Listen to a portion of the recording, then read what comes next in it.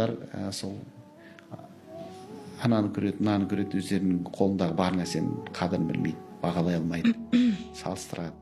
Енді көзді жұму да қиын ғой негізі, бәрібір көзге түсіп тұрады. Сол тәфәккүр керек, ойлану керек, қанағат. Сосын ештеңе етпейді. ол дүниемен емес, адамның құндылығы жүрегімен екенін ұмытпау керек та. Адам сенің жүрегіңе қарайды ғой. Алла сенің жүрегіңе қарайды. Дұрыс па? Сол негізгі мәселені қарау керек та. Ана Құран кәрімде бір аят бар ғой. Ла янфа малун вала банун. Сенің бала шағаң да, жиған терген мал мүлкің, дүниең де ақыретте пайда бермейді. Илля мән аталлах би қалбин сәлим. Кімде кім таза жүрекпен келсе, сол таза жүрек пайда береді дейді. Жүрек көп нәрсемен біздің толып қалды. Дүниемен толды, анау махаббатпен, қызығушылық.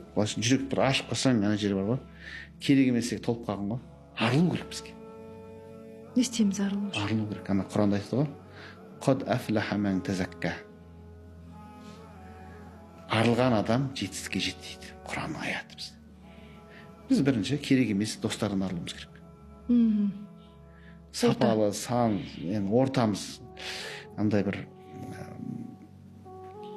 керек емес таныстарымыз, араласатын адамдарымыз өте көп болуы мүмкін. Сен бүкіл фокусыңды ұрлайтын, ол арылатын нәрсе осы. Ал енді жүрекке келетін болсақ, жүректегі жаман сезімден арылу, тәрбиелеу керек бұл. Былайша айтқан кезде мына дауа жүрек деген нәрсе осы негізі. Жүрек тазармай, жүрек Аллаға байланбай, адамдар сол жүректің бостығын дүниемен толтырғысы келеді. Өз-өзін алдайды.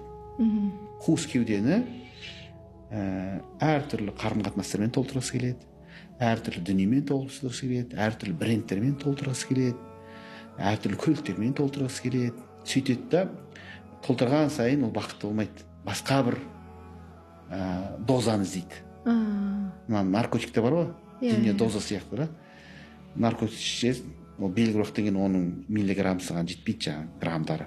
Сен одан да дозасын арттырмасаң, ол ләззат алмайсың. Дүниеде сондай.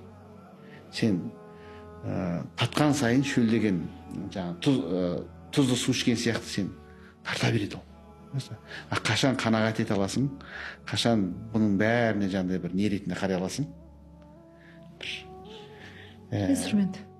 Инструмент ретінде бір онымен адамның бағасы өспейтінін білген кезде көп нәрсе қызық болмайды. Оған бір инструмент ретінде қарасаң болды. Мына машина маған керек, өйткені комфортный, мен оған жұмысыма барам, шаршамаймын. Маған бір жақсы сезім сыйлайды, болды. Осы болу керек. Ал сен оны бәсекелестікке айландыратын болсаң, бір машина шықты, екінші машина шықты, телефон 16 шықты, 17-ге кетті, 17, 18-ге кетті. Сен соны қоя беретін болсаң, сен соларға тәуелді болып қаласың, болды. Сен ішкі бостығыңды жаңағы солармен толтырумен өмірің өтеді, шаршап өлесің ғой.